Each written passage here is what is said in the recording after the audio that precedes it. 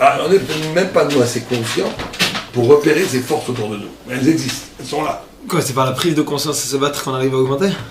C'est Non, ça la remise en cause? il faut savoir qu'une aliénation s'opère en nous, qui est la négation de toi et de moi. C'est-à-dire qu'il y a dans le monde des forces qui sont là pour faire que tu ne sois pas. Pas pour que tu sois aliéné à lui, pour que tu ne sois pas. Ils sont là, et c'est une nation beaucoup plus puissante que la deuxième. Elle ne peut pas te dominer, elle veut te nier. Ne sois pas. C'est le monde moderne, non? Le monde moderne fait que tu n'as pas ta place. C'est presque un congrès aujourd'hui des juifs religieux. Tu n'as pas ta place, tu n'existes pas. Tu ne peux pas exister dans cette modalité-là. Après un troisième, un quatrième, qui est encore plus haut, parce que toutes ces oppositions-là sont des oppositions extérieures, c'est à l'intérieur de toi, à l'intérieur de ta vérité.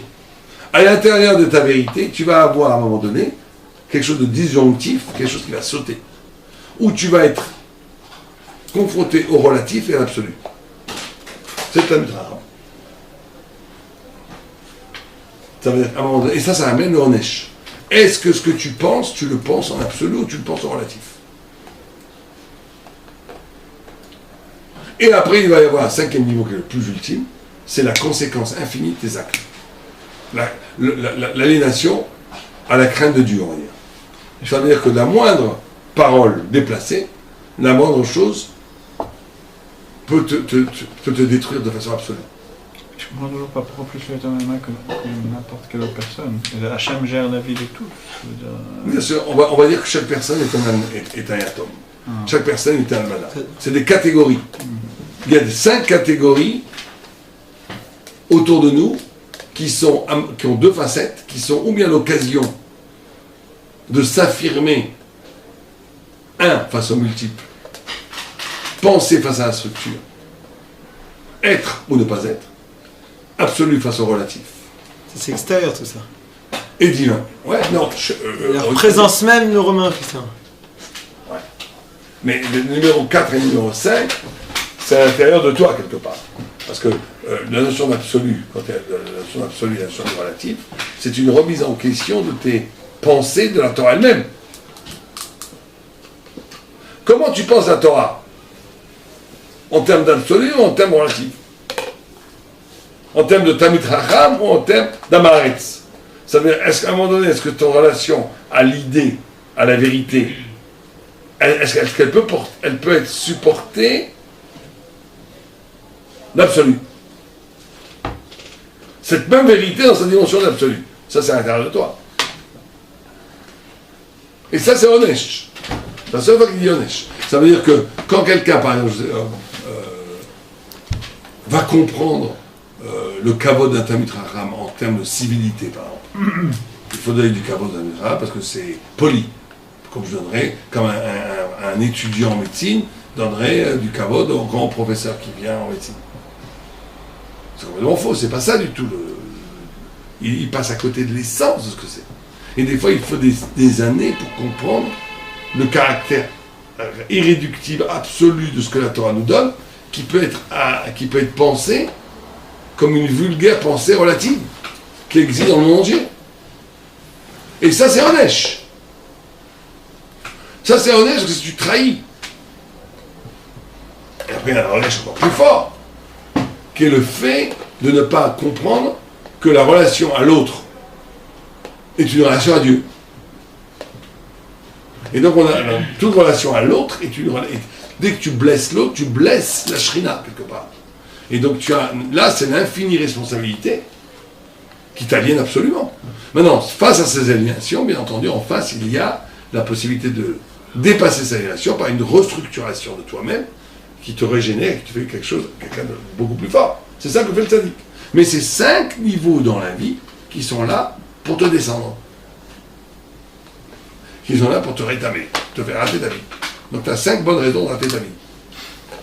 5 bonnes raisons de rater ta vie radicalement, et que à chaque étape de ces 5 raisons qui veulent te faire rater la vie, tu as la possibilité de renaître comme un grand winner qui a vaincu l'échec de la vie.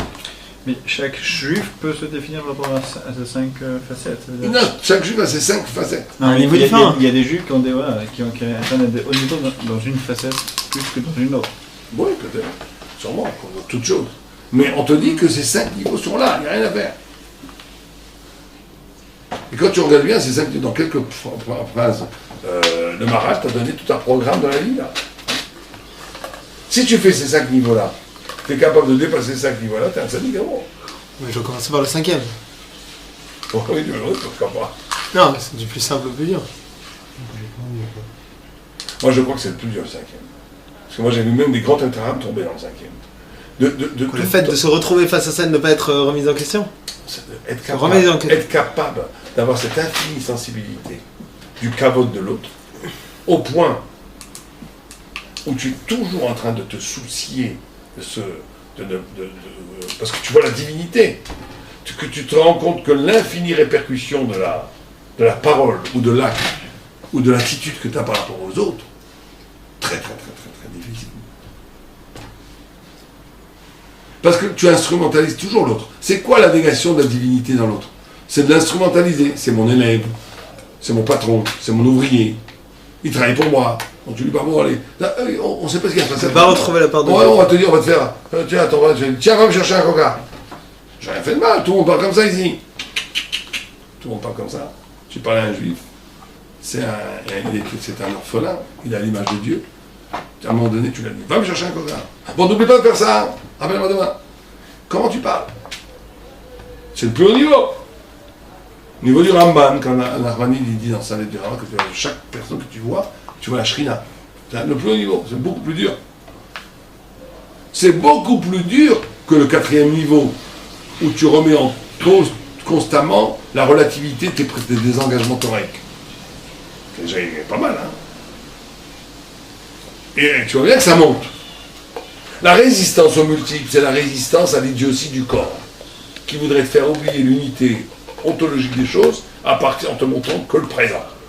Bon, c'est vrai que on va dire que c'est l'épreuve la plus courante, mais c'est la preuve la plus banale, la plus facile à dépasser.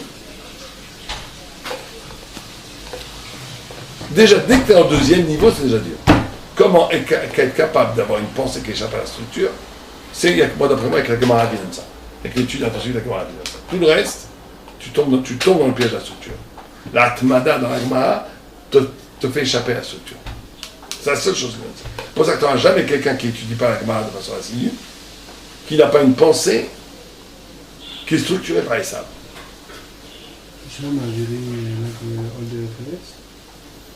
Ouais, c'est ça. Et après, on te dit que même si tu étudies la Gemara comme un fou, et que tu es libéré de la structure des sables, tu es libéré. Tu es encore mis en danger à un niveau plus subtil de quelqu'un qui va te nier ce que tu es toi. Tu n'as pas quelqu'un, des forces, une façon d'être.